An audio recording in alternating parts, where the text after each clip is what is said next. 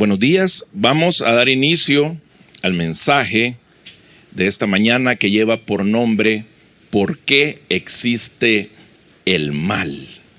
¿Por qué existe su esposo? ¿Por qué existe su jefe? ¿Por qué existe las cosas que no nos gustan? ¿No fuera más bonito que solo existiera el equipo de nosotros, que no existiera otro equipo, que solo existiera el partido político al que nosotros simpatizamos y los demás no?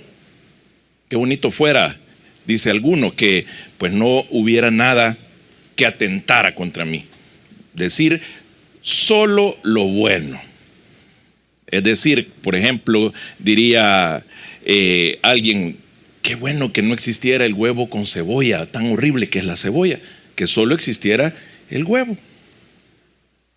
¿Por qué tienen que haber en la vida cosas que no nos gustan?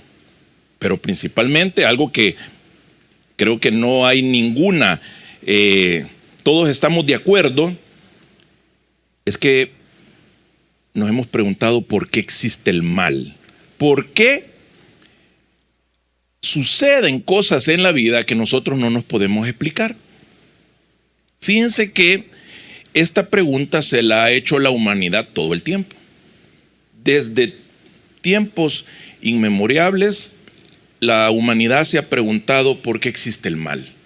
¿Por qué pasan situaciones en las que nos quedamos sorprendidos y decimos, no entiendo cómo pudo haber pasado esto? A esto se le conoce filosóficamente como el problema del mal. Es decir, tratar de entender por qué razón, si Dios es amor, si Él es omnipresente, Él es omnisciente. Omnisciente es decir que Él está omnipresente, está en todos lados, omnisciente que lo sabe todo, omnipotente que lo puede todo, Él lo creó todo. ¿Cómo es posible que Dios permita el mal?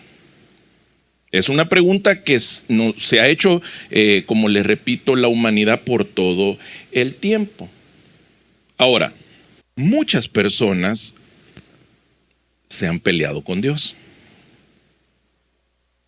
Imagínense una persona que se le muere su hijito. Dice, ¿por qué Dios permitió esto? Gente que asistía a una congregación, en la congregación le hicieron algo que a la persona le pareció una injusticia, se pelean con la congregación, pero además se pelean con Dios. ¿Por qué? Porque no buscan otro lugar, simple y sencillamente abandonan. ¿Por qué? Porque dice, si Dios fuera justo, Él no hubiera permitido que hablaran de mí. Él no hubiera permitido que sucediera esta situación. Si usted está peleado con Dios, yo le voy a pedir que me tenga un poco de paciencia porque este mensaje es para usted. Si usted es una de las personas que nos escucha y dice, es que a mí Dios me falló. ¿A dónde estaba Dios cuando abusaron de mí? ¿A dónde estaba Dios cuando ese hombre me golpeaba? ¿A dónde estaba Dios cuando Él permitió que a mi hijo le diera cáncer? ¿Dónde estaba Dios? Ahora, para Dios no sería más fácil destruir el mal. No sería más fácil que Él dijera, bueno, no, yo no voy a permitir nada que vaya a dolerle a mis hijos. Todo lo que sea injusticia, maldad, destrucción, muerte, yo lo voy a destruir. Entonces, estas personas que se preguntaban por qué existe el mal y que estudian este llamado filosóficamente el problema del mal, algunos dicen que la razón es porque Dios no quiere destruir el mal. Ahora, si nosotros decimos que Él no quiere, significa que Él no es bueno. Y nosotros creemos que tenemos un Dios bueno. Pero si Él no quiere destruir el mal, significa que Él es malo también. Dicen estos filósofos. Otros dicen que no destruye al mal porque no puede. Entonces, si no lo puede destruir, significa que no es omnipotente. Es decir, hay algo que él no puede hacer. Y otros filósofos lo resumen de una manera más fácil. Él no puede hacer nada contra el mal, simple y sencillamente porque él no existe. Esos son los ateos. Los ateos dicen, Dios no existe, porque si Dios existiera, no pasaran estas cosas malas. Antes de empezar con esto del problema del mal, yo quisiera que entendiéramos algo que está en el libro de Job. En el libro de Job, Dios nos enseña que nosotros somos personas, somos seres, somos entes limitados. Y que es un absurdo pensar que lo vamos a saber todo, que vamos a entender los propósitos y los designios de Dios. En Job nos enseña que hay un momento en el que nosotros debemos de dar un paso atrás porque no vamos a poder entender lo que Dios está haciendo. A Job le sucede algo que yo creo que nadie de nosotros quisiera pasar un día. El Job de la Biblia le suceden las cosas juntas que nosotros no quisiera que nos pasara ni una de esas. Job se le murieron todos sus hijos en un día. Hubo un accidente, una tormenta, se cae el lugar donde estaban y mueren todos sus hijos. Llegan y le dicen, murieron tus hijos. Pero es que también había llegado una banda de asaltantes y le robaron todo su ganado. Se le destruyeron sus propiedades. Y una a una todas las cosas que él creía o daba por sentadas, se destruyeron en un día. Él empezó a preguntarle a Dios, Dios, ¿por qué pasó esto? Yo he sido una persona fiel con vos. La palabra enseña de que Job era un hombre que oraba, que él intercedía por sus hijos, que era un hombre bueno, era un hombre justo, y le decía, Señor, ¿por qué me pasó esto? Él no lo podía entender. Fue tanto su discurso de que la gente que estaba alrededor también empezó a opinar y daba sus discursos. Y decían, no, es que mira, yo creo que te pasó esto por esto y esto y esto. Venía la esposa y le decía, nega a tu Dios, que por culpa de él estás así. Ya de último, él le empezaron a salir ronchas. Quedó en una acera tirado. Y la gente decía, es que le pasó eso por esta y esta razón. Dice que los amigos también se metieron a opinar. Cuando nosotros estamos en problemas, todo el mundo opina. Y todo el mundo sabe la solución. Yo no sé si usted se ha fijado, todo el mundo sabe cómo vivir la vida de los demás, aunque no sepa cómo vivir su propia vida. Y esta oportunidad de la desgracia de Job fue perfecta para que todo el mundo diera su opinión. ¿Qué estaba sucediendo?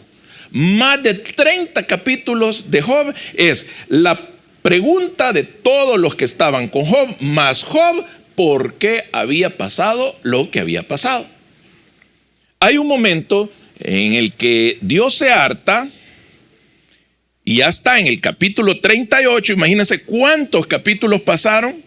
Si usted lee el libro se va a dar cuenta que al inicio cuenta qué fue lo que sucedió muy brevemente, pero después todos los capítulos es esta pregunta: ¿por qué existió esto? ¿Por qué se dio esto? ¿Por qué Dios permitió esto? Bueno, llega hasta el capítulo 38 de Job, en el versículo 3, y Dios le dice: prepárate a hacerme frente. Yo creo que ninguno de nosotros quisiera que Dios se nos parara enfrente y le diga: vamos a ver, ahorita vas a hablar conmigo, vamos a platicar, y antes de platicar yo te voy a interrogar y vos me vas a responder, le dijo Dios. Vos me has estado preguntando muchas cosas, ok, vamos a entender estas cosas, pero antes, le dice Dios, te voy a interrogar y vamos a ver si me podés responder algunas de las preguntas que te voy a hacer. Y menciona que La primera que le hace es: ¿dónde estabas cuando puse las bases de la tierra? ¿Dónde estabas? Le dijo, cuando construí la tierra. ¿No sabes? Bueno, dímelo. Si le dice, si de verdad sabes tanto, decímelo, le dice. Seguramente sabes quién estableció las dimensiones y quién tendió sobre ella la cinta de medir. Hasta aquí va a llegar este cerro, hasta aquí va a llegar este río, así va a ser este lago. ¿Lo sabes? Le dijo. Y Job se quedó frío y le dice: bueno, ok, explícame cómo hizo el tigre. Bueno, explícame cómo se cría la hija de la gacela, el hijo de la gacela en el vientre de la gacela. ¿Cómo hago un niño? Le dijo. Explícame cómo hago la lluvia, cómo tracé las estrellas, cómo dibujé los cometas. Y continúa preguntándole, y le hace 70 preguntas que para Dios son simples. Y Job, como ninguno de nosotros, pudo contestar ninguna de ellas. Entonces Dios le dice: ajá, y ahora, si no entendés estas cosas que son tan sencillas, ¿cómo querés entender cuáles son mis propósitos? ¿Qué nos estaba enseñando Dios? No hay forma de entender ciertas cosas. Aunque yo sinceramente creo que si Él nos ha dado inteligencia, probablemente Él sí quiere. Es más, creo que le agrada cuando nosotros buscamos una explicación. ¿Por qué? Porque estamos esforzándonos en tratar de entender cómo funciona la cosa. Ahora, estos grandes pensadores, cuando les preguntaban por qué existe el mal y la explicación del problema del mal, la primera que se acuñó, o la primera que se escribió, fue la explicación del libre albedrío. Yo creo que muchos de los que están aquí han escuchado alguna vez esta frase. El libre albedrío no es bíblico. Es decir, usted no va a encontrar una porción en la Biblia que diga el libre albedrío es esto, esto y esto. O que algún profeta hable de ese concepto como tal. O que Jesús o que Jehová hablen, no existe. ¿Qué es el libre albedrío? El libre albedrío es una doctrina. ¿Qué significa doctrina? Que alguien diseñó este escrito y se entendió como cierto. No sé si me estoy dando a entender. Ahora, ¿qué dice el libre albedrío? Bueno, el libre albedrío dice que nosotros somos personas, somos entes individuales que tenemos voluntad. Es decir, a usted, en teoría, a menos que no sea un menor de edad, no lo obligaron a venir hoy aquí, por ejemplo.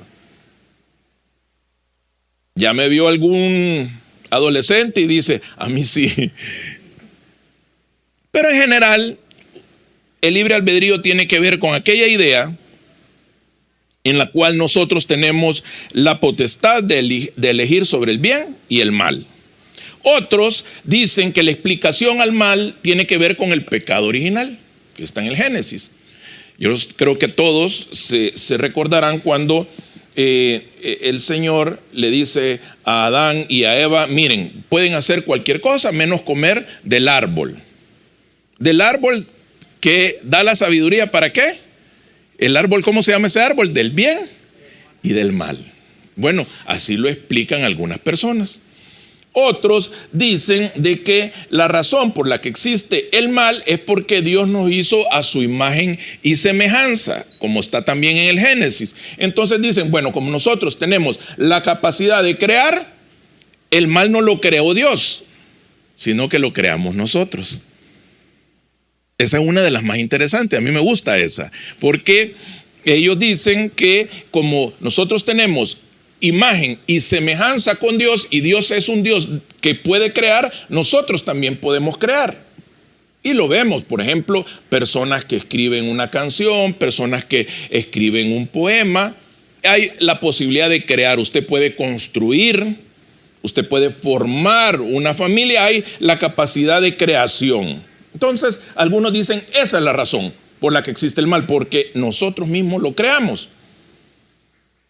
La Biblia sí nos enseña que nosotros somos autónomos. Fíjense que en el libro de Mateo, capítulo 23, versículo 37, dice Jesús: Jerusalén, Jerusalén, que matas a los profetas y apedreas a los que se te envían.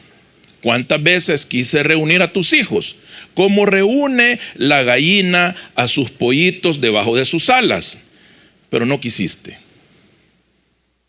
Si no quiso es porque Jerusalén, es decir, el pueblo es autónomo. No se le puede obligar a hacer algo. Tiene voluntad. En Apocalipsis 22:17 dice: el espíritu y la novia dicen, ven. Y el que escucha diga, ven. El que tenga sed, venga. Y el que quiera, tome gratuitamente del agua de vida. Si usted se fija, ahí hay una palabrita en medio que está bien escondidita, pero le da sentido a todo. El que quiera. El que quiera, tome gratuitamente del agua de la vida. El que quiera.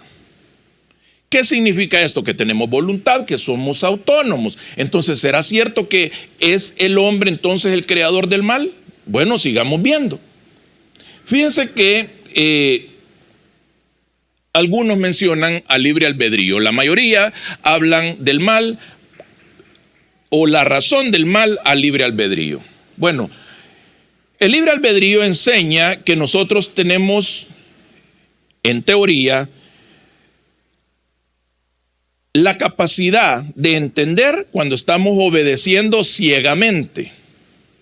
Es decir, cuando a usted se le impone una regla, se le impone algo que debe de hacer, y usted lo hace y le preguntan, ¿y por qué lo hiciste? Bueno, porque me lo pidieron. Sí, pero ¿por qué lo hiciste?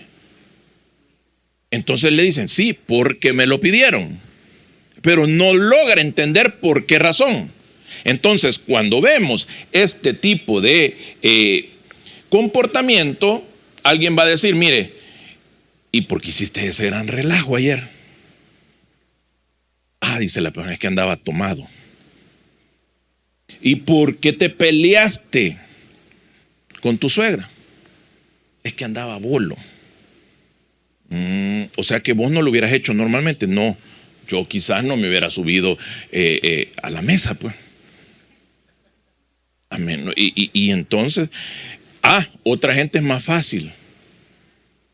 Mira, y esa mujer con la que apareciste ahí, no sé, mi hija me olvidó. Pero si fue anoche, sí, ya se me olvidó.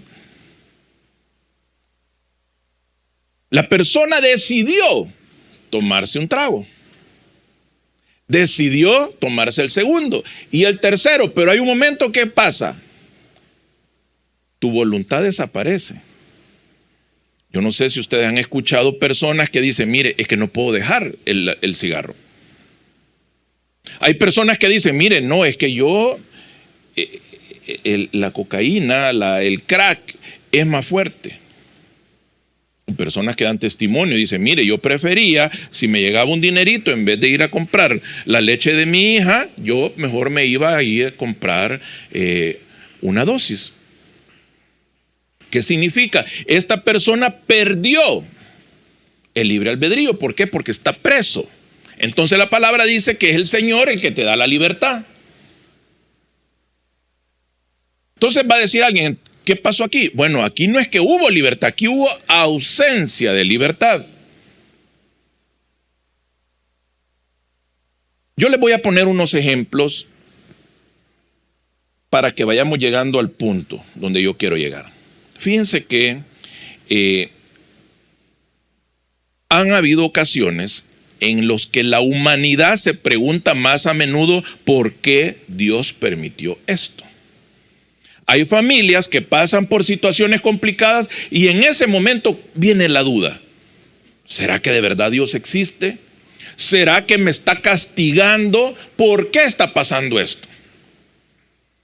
La humanidad en el siglo XVIII encontró una excusa perfecta para preguntarse por qué Dios hace esto. Fíjense que en 1775 hubo un terremoto. Los que saben un poco de esto sabrán que en Europa normalmente no hay terremotos, pero este terremoto sucedió en Lisboa, que era la capital, es la capital de Portugal. Y había una celebración. La celebración era la celebración del Día de Todos los Santos. Claramente Lisboa era una ciudad 100% católica. Y había en ese momento una celebración especial. En la creencia de ellos a Dios, porque era el Día de Todos los Santos. Entonces la ciudad estaba llena de velas, encendida o en honor a los santos. Sucede de que se viene un terremoto fuertísimo. Para que tengan idea, anduvo entre 8 y 9 grados. Lo que sintieron el temblor de ayer que los asustó y casi a mi mamá hasta el azúcar se le subió. Fue de 5. Ya imagínense uno de 8. Bueno, empieza el temblor y destruye completamente la ciudad. Y las pocas cosas que quedaron en pie se quemaron los 5 días posteriores, porque hubo un incendio que duró 5 días en apagarse. Lisboa en ese momento tenía 300,000 habitantes. De los 300,000 murieron 100,000. Era de mañana. ¿Qué significa? Que habían colegios con niños. Fue espantoso darse cuenta que muchas de esas edificaciones cayeron y hubo escuelas donde murieron todos los niños. El incendio no se podía detener. La gente de Lisboa estaba asustadísima, pero empiezan a llegar noticias de que lo mismo había sucedido en muchas ciudades. El tsunami que despertó el terremoto fue tan devastador que en una ciudad de Marruecos habían 2,000 personas y las 2,000 personas murieron. Y cuando empezaron, sobre todo los reyes españoles, a tratar de entender la devastación, se dieron cuenta que eran más de 150,000 muertos los que habían sucedido en un ratito. Cuando la gente sacaba aquel montón de niños muertos de los escombros, decían: ¿y dónde estaba Dios? ¿Cómo es posible que Dios no pudo poner su mano y evitar a que estas criaturas se murieran? Y empieza todo mundo a entender, a tratar de entender, a tratar de explicar. Y dicen: es que se ha encendido la cólera de Dios. Entonces venían otros y decían: ¿cómo que la cólera de Dios? ¿Y cómo se va a encender la cólera de Dios contra estas criaturas? ¿Cómo un niño va a hacer enojar a Dios? ¿Por qué dice usted que es la cólera de Dios? Otros decían: no, es que mire, el Dios que tenemos es un Dios malo. A Él le encanta hacernos sufrir, por eso están pasando estas cosas. Otros decían: no, es que mire, ya el apocalipsis comenzó. Fue hace más de 300 años. Ya la gente hablaba de fin del mundo. De hecho, para esa gente me imagino que pudo haber sido el fin del mundo, sin lugar a dudas. ¿Cómo pudo pasar esto? Se avivó el debate. La gente empezó a decir un sinfín de cosas. Bueno, el tiempo pasa y la gente decía: no puede suceder algo peor que esto. ¿Qué pudiera ser peor que el terremoto de Lisboa? Y la gente lo recordaba, la gente empezó a olvidarse de eso. Y no es hasta el siglo XX, cuando empieza la Segunda Guerra Mundial, que un régimen que todos conocemos empieza y dice: no, la razón de nuestros problemas son estos judíos. Y dicen: los vamos a empezar a matar. Los vamos a empezar a matar. Pero se dieron cuenta que se tardaban mucho tiempo fusilándolos. Decían: no, es muy tardado fusilar.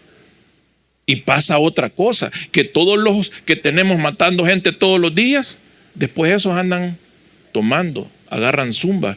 ¿Por qué? Porque seguramente ellos de noche miraban la cara de las personas que estaban matando. No, entonces dijo un general: denle vuelta para que no les miren la cara. De repente otro dijo: no, miren, ¿no será más fácil asfixiarlos? Meterlos en unas cámaras donde quepan lo más posible, les metemos un gas y que se mueran así. Así la persona que los mata solo aprieta un botón, no les está disparando. Sí, dijeron: eso está bueno, pero aún así van muy lento. Y dijo otro, mire, pero ¿por qué no abrimos más de estas cámaras? Es que fíjese que el problema es que están muy cerca de la ciudad y la gente siente el olor de los muertos. Hagámoslas más lejos. Pero ¿y cómo las llevamos? En tren. Y subían vagones y vagones y vagones de personas hacia estos lugares. ¿A qué? A matarlos. Todos hemos visto películas que van desde criaturas en brazos hasta señores ancianos. Parejo los mataban a todos. Cuando el Papa de ese tiempo se dio cuenta de lo que había sucedido, todos esperaban un mensaje que explicara esto. El Papa se sintió tan dolido, tan asustado de ver tanta maldad, tanta barbarie, que dijo, no puedo entender por qué el Señor guardó silencio con todo esto. Y ahí otra vez las personas que están con la agenda de querer entender a un Dios malo o que no existe, empiezan, es que no existe Dios. ¿Cómo va a creer que si Dios existiera hubiera permitido que más de 1 millón de personas fueran asesinadas en un par de años? Entonces dicen, es que lo que pasa es que los nazis eran malos. Y los de este lado, los ingleses y los americanos, éramos los buenos. Pero hoy salen a la luz otras cosas. Por ejemplo, hay una historia que está saliendo en la televisión que habla acerca del bombardeo de Dresde. Aquí, ¿quiénes murieron? Aquí murieron alemanes. ¿Y quiénes lo mataron? Los americanos y los ingleses. O sea que no solo los nazis eran malos. ¿Cómo es la cosa entonces? También los otros eran malos. ¿No se ha fijado que en las películas uno dice, ¿quiénes son los buenos? ¿Y quiénes son los malos? Y por alguna razón un guión bien elaborado nos hace creer que los malos son buenos y que los buenos son malos. Cuando salió aquella serie del Chapo, decía Carolina, pobrecito el Chapo, me decía. Pobrecito, es que ya lo fregaron. Y yo decía, pero ¿cómo puede modificar un guión nuestro entendimiento de qué es lo bueno y qué es lo malo? Y uno mira una serie de los narcos y uno ya no quiere que los agarren. Ahora, o sea, ¿qué significa? Que el mal es algo que va a tener un color, depende de qué lado lo veas. ¿Saben qué hicieron estos hombres de Dresde? Dresde era la ciudad más linda de Alemania. Tanto así que sale las entrevistas a las personas y decía, mire, salga de Dresde porque lo pueden bombardear. Y la gente decía, no, es imposible. Dresde no tiene ningún interés militar. Aquí no hay tropas. Además, es la ciudad más linda de Alemania. No hay razón para que la bombardeen. Bueno, se levantan 1000 aviones. 1000 aviones repletos de bombas. ¿Sabe qué hicieron? Van estos aviones y los primeros tiran bengalas para marcar a dónde iban a destruir. ¿Sabe qué iban a destruir? El centro de Dresde. No las fábricas, no las estaciones de tren, no, el centro donde estaba la gente. Los siguientes aviones tiran bombas destructoras para destruir las edificaciones. La siguiente oleada de aviones tiran bombas, pero esas solo para incendiar, para que la gente se quemara. ¿Y sabe qué hicieron? Esperaron media hora. ¿Saben para qué? Para que el fuego hiciera salir a toda la gente a la calle. Para que todos los lugares donde la gente se había escondido saliera a causa del humo. Y en media hora vinieron y lanzaron más de 50,000 toneladas de bombas cuando ya toda la gente estaba en la calle. Mataron más de 50,000 personas en cuestión de horas. Cuando llegaron los bomberos de las demás ciudades, porque murieron bomberos, murió toda la gente, se asustaron. Porque había hospitales completos con gente carbonizada, gente que no se pudo levantar de su cama. Enterraban por miles a los niños. Y decían, ¿cómo puede haber tanta maldad? Años después les preguntaron a los ingleses y a los americanos que hicieron eso. Y dijeron, no, ellos hicieron lo mismo también. Ellos bombardearon Londres. Ellos acabaron con las ciudades francesas. Ellos merecían eso también. Ahora, cuando nosotros empezamos a ver estas cosas, nos podemos preguntar, ¿y por qué mató a este? Ah, es que este mató al hermano de este. ¿Quién de los dos es malo? Depende del lado de quien lo esté viendo. Yo no sé si usted se ha fijado en las películas, nosotros estamos viendo y anda decía mi papá, el tipo de la película. Y él anda matando y mata por lo menos unos 300. Y lo hieren, va. Y uno dice, pobrecito, lo hirieron. Y uno trata de hasta le pide a Dios que en la película no lo maten. Pero ella mató a 300. Porque hay un momento en que por alguna razón nuestra mente le llama bueno a lo malo y le llama malo a lo bueno.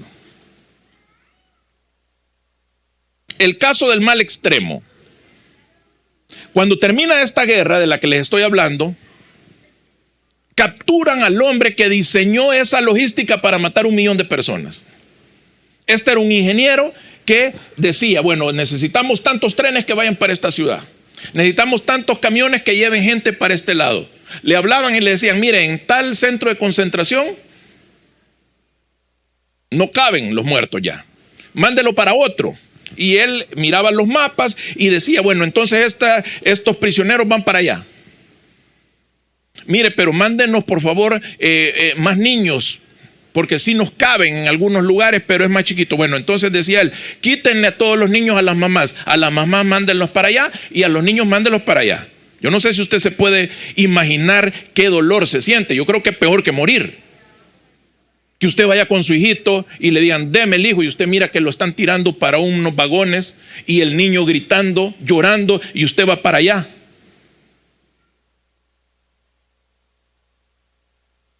El que hizo todo eso era un hombre de apellido Eichmann. Lo capturaron. Dijeron, lo vamos a juzgar.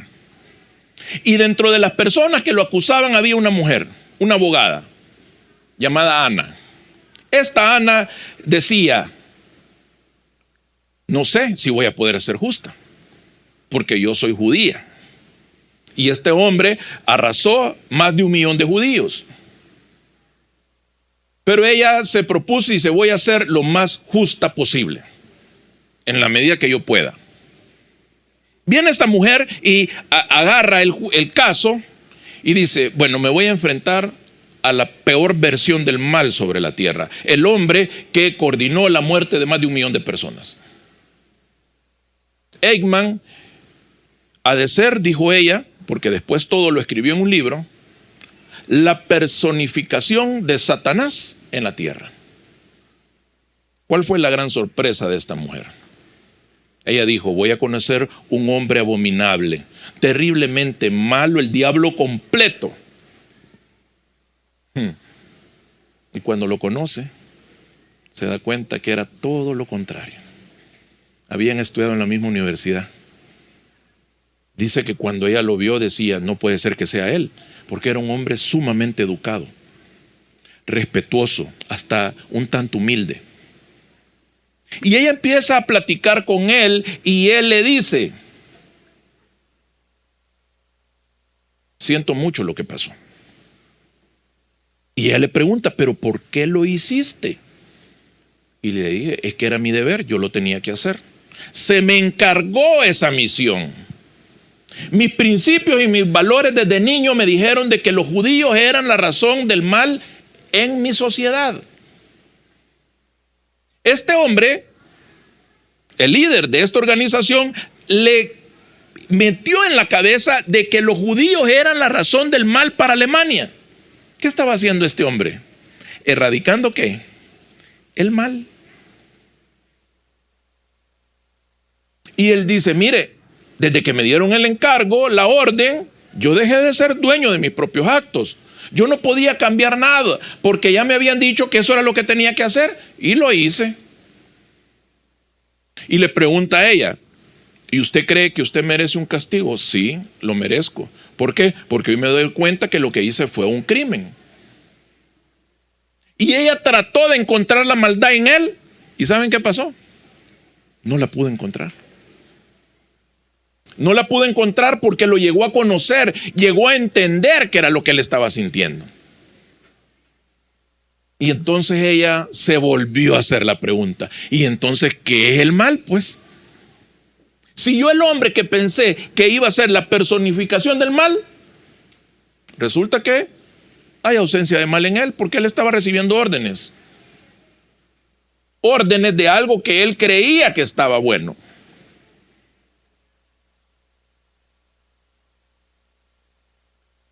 Ahora, yo te pregunto, ¿cuánto de los valores que nosotros tenemos, de la escala de principios, será que nos están haciendo hacer algo malo pensando que es bueno? ¿Usted cree que puede una congregación hacer creer a las personas que hay algo malo en otros? Por ejemplo, cuando cristianos critican a un católico, o cuando un católico critica a un cristiano. ¿No será de que hay congregaciones que dicen, mire, es una maldad que una mujer se ponga un pantalón? ¿Cómo ustedes permiten que a su congregación entre mujeres con pantalón? Y viene el otro y le dice, no, porque ustedes están locos. Yo no voy a andar con esa pañueleta blanca en la cabeza, dice alguna. Mejor no voy. Y entonces empezamos a ver maldad en el otro. Y yo no sé qué tanta maldad habrá en ponerse un pantalón. O qué tanta maldad, habrá en ponerse algo en la cabeza. Pero cuando nosotros decimos, bueno, ¿por qué está sucediendo esto? Es un momento en el que creo que todo lo tenemos que pensar con más tranquilidad. Que nosotros debemos, a la luz del Espíritu, decir, ¿qué estoy haciendo yo mal? No el mundo mal. Fíjense que una de las cuestiones que dijo Eichmann es que, mire, ¿y a usted no le pareció raro que estaban matando judíos? Y él dijo que todos matábamos judíos. ¿Qué significa eso? Que porque todo el mundo lo haga no significa que es bueno. Se dio un caso hace un par de años en Argentina, un grupo de jóvenes, 17, 18, 19 años, miembros de un equipo de rugby, todos jóvenes, cuando usted los mira en las noticias, cipotes guapos, altos, fornidos, educados, de familia, todos ya pensando en ir a la universidad, y se van a una discoteca. En la discoteca algo los hace creer que ahí andaba un baboso que era malo. ¿Malo por qué? Porque era contrario a ellos. Cuando usted mira, ¿quién eran estos dos muchachos? También guapos, jóvenes, con futuro, de familia, ya pensando en ir a la universidad. Pero para ojos de estos, esos eran malos. Y para ojos de aquellos, a estos eran malos. Y sucede de que ellos se van contra ellos y empiezan a pelearse. Claro, los otros solo eran 2. Estos eran como 8 o 9. Salen a la calle, lo golpean. ¿Y qué creen? Uno de los muchachos, de los 2, muere. Ven las cámaras de seguridad y viene uno y le pega una patada en la cabeza. ¿Qué hace el otro? Le pegó otra patada en la cabeza. ¿Y qué hizo el otro? Ya no es muy difícil de saber qué hizo el otro. También le pegó una patada en la cabeza. Cuando estos muchachos están en el juicio, atrás están todas las mamás. ¿Qué creen que están las mamás? ¿Creen que se están riendo? Todas las mamás de este lado donde estaban los acusados llorando. Y la mamá del cipote muerto a este lado llorando.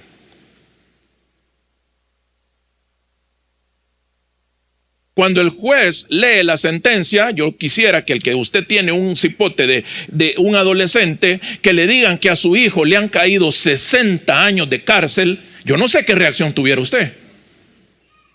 Pero para mí eso fuera suficiente para que me desmoronara en ese lugar. Saber de que a mi hijo le están dictando una sentencia de 60 años de cárcel. ¿Saben qué dijo la mamá del cipote muerto? Hasta muy poquito es, dice, porque mi sentencia es mayor a esa. Yo nunca voy a poder volver a ver a mi hijo. ¿Y saben qué detonó toda esa barbarie? Creer de que el otro era malo y el otro creer que estos eran malos. Y darle al enemigo esa oportunidad de que te meta el mal en el corazón. Es que lo importante no es entender por qué existe el mal. Porque probablemente eso es como Job, que quería entender por qué Dios había hecho las cosas. Creo yo que es más importante entender por qué hay maldad en nuestro corazón y por qué siempre andamos intentando ver que hay maldad en el otro. Miren, aquí todos somos buenos, según nosotros. Pero yo les aseguro que cada uno de nosotros somos el malo de otra persona. Entonces cuando nosotros decimos, bueno, y entonces ¿cuál es la solución? La solución es y va a ser siempre Cristo, porque Él es el que nos enseña a perdonar, Él es el que nos enseña a amar. Nuestro entendimiento es limitado. Miren, yo no sé si ustedes se han fijado que hay personas que en todo ven algo malo. De lo que hay en el corazón, dice la palabra, habla la boca. Si una persona anda viendo todo mal, significa que en él hay mal. Pero yo le aseguro que él no sabe que en él hay mal. Porque para él todos son sus contrarios, todos son sus enemigos.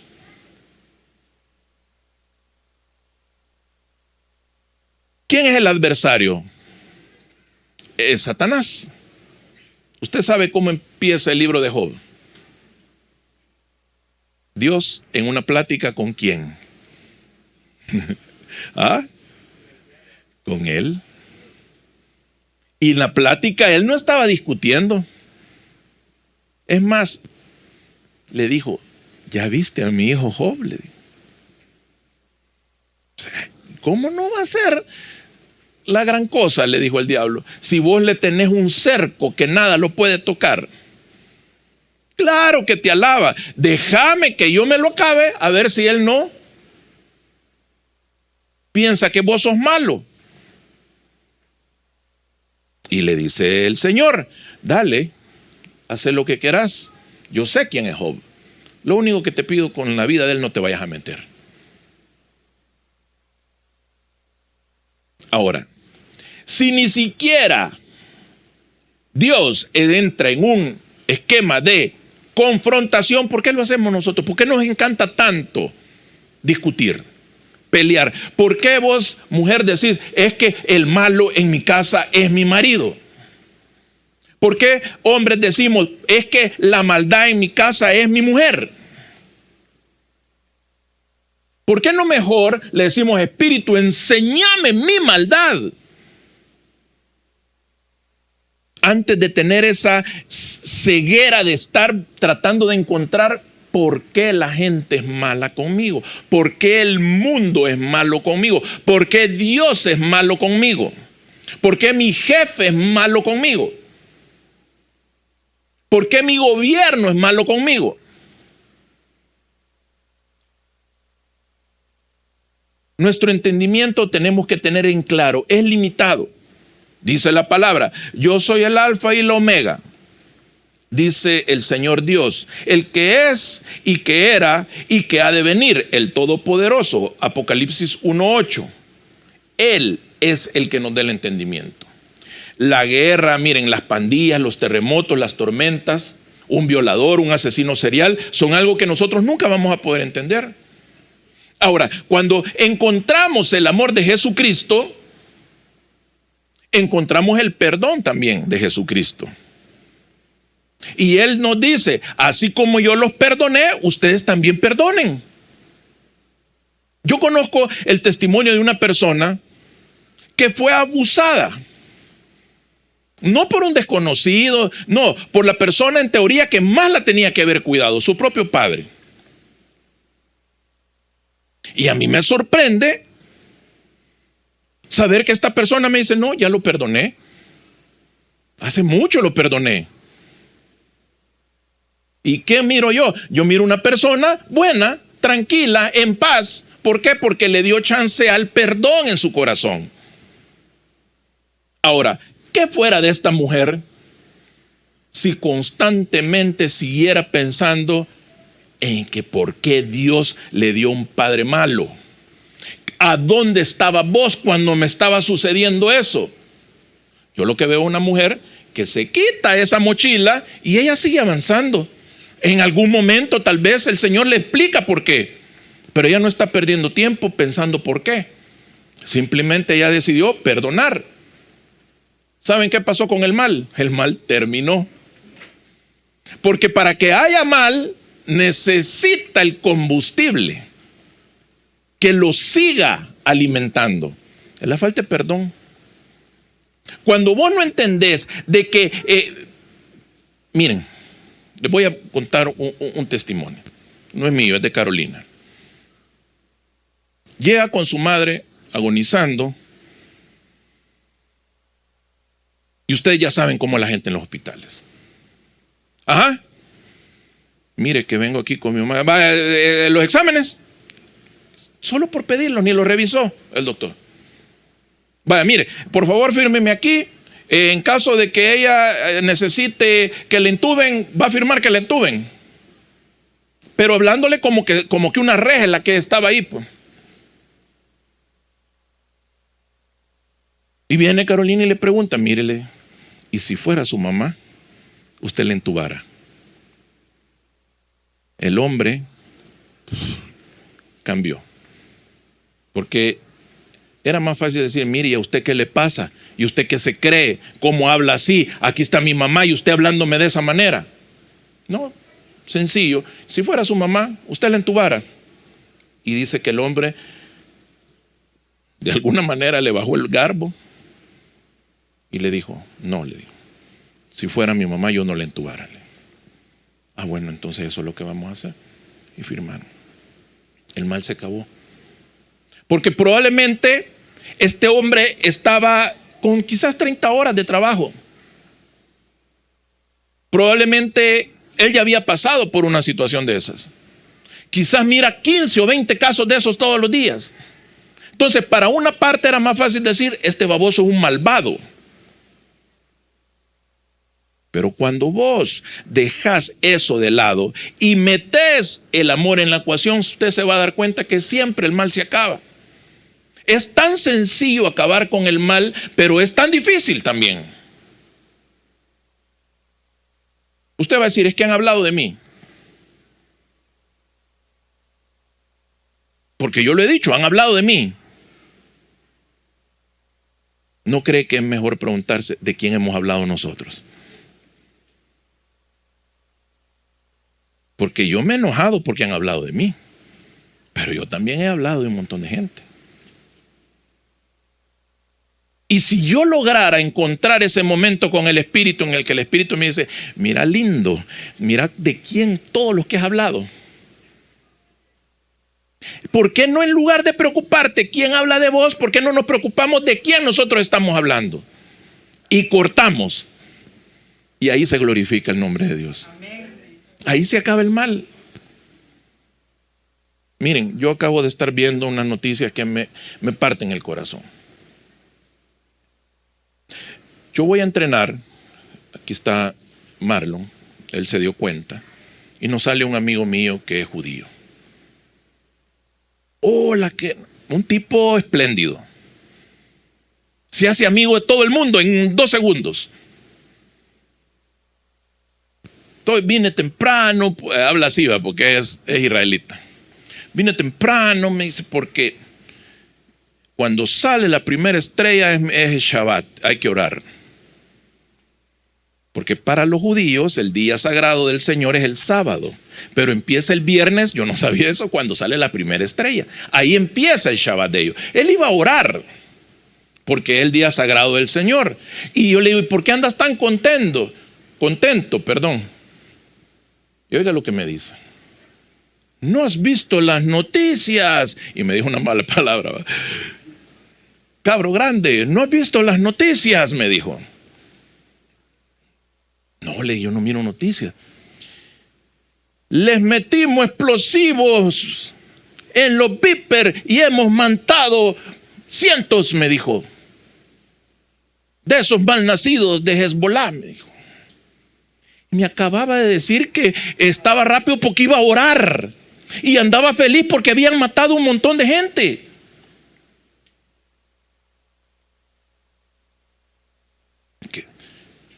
Y voy como J, el que sabe, yo le digo, mira J, ¿ya viste? Sí, me dijo, es que...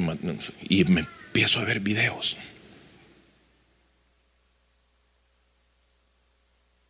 Si usted tiene niños chiquitos, usted no va a querer ver a su hijo con un ojo reventado y otro salido, llena de esquirlas la cabeza. ¿Saben por qué? Porque los víperes, los hombres los andaban aquí y muchos de ellos andaban de la mano a sus hijos en los supermercados y cuando explotaron los fregaron a ellos, pero les han bañado la cabeza a los niños. Y de eso estaba feliz este hombre.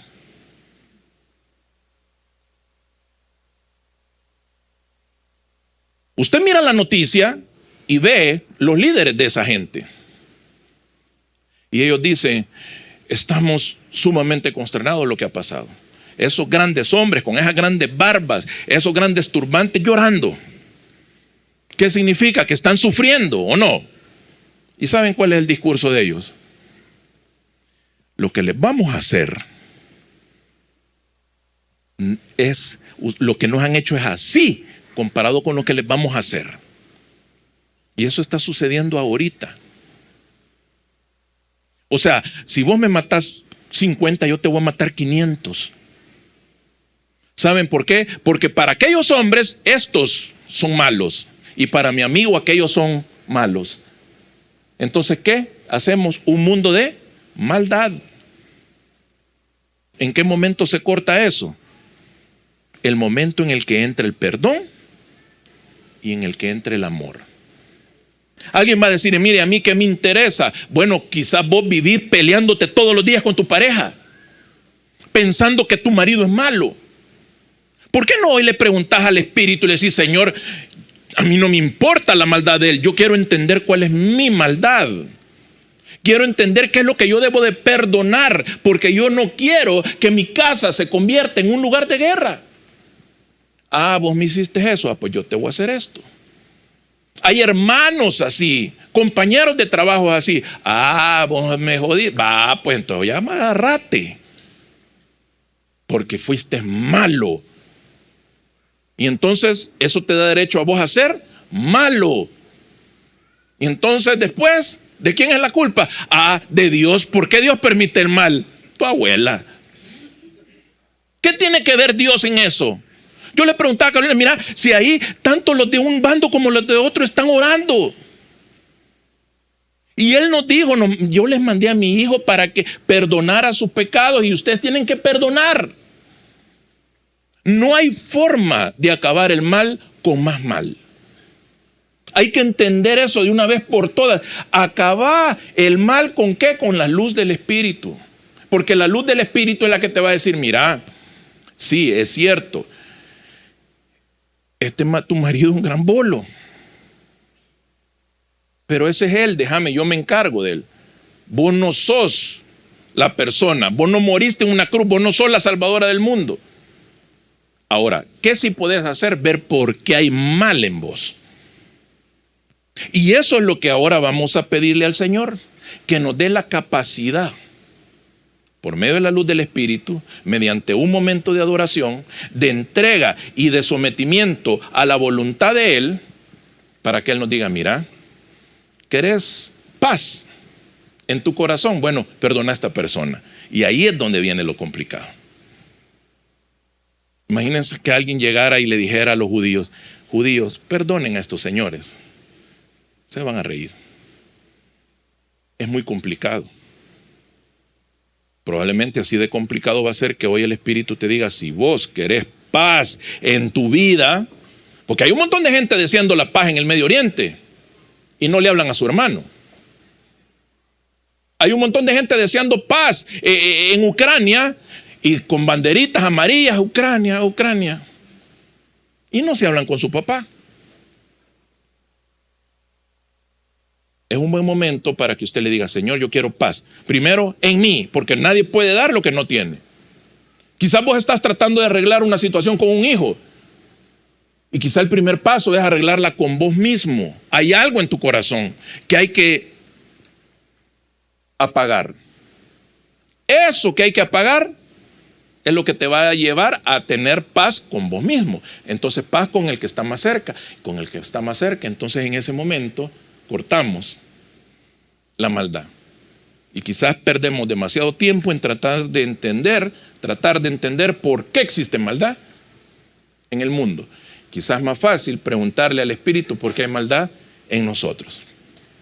Y si usted está diciendo, no, mire, es que en mí no existe la maldad. Yo soy, no sé si ha visto en las películas cuando Jesús está bautizando y baja una palomita. Ese soy yo. El problema es que toda la gente que se me acerca es mala. Pero yo soy el sweet. Yo soy el inmaculado. Desde ahí está fregado. Yo no te estoy diciendo que sos malo, porque suficiente tengo con arreglar mis problemas. Pero es un buen momento para que vos abras tu corazón y decirle, Espíritu, mostrame. Yo estoy seguro que si usted se entrega a la alabanza, algo va a pasar. Algo va a pasar en lo que el Espíritu te va a decir, este es la chispa que está encendiendo el polvorín. Esta es la que tenés que apagar. Esta es la que tenés que apagar. Gracias por los que nos han visto en sus casas. Les pido que siempre estén pendientes de nuestros mensajes. Que el Señor les bendiga.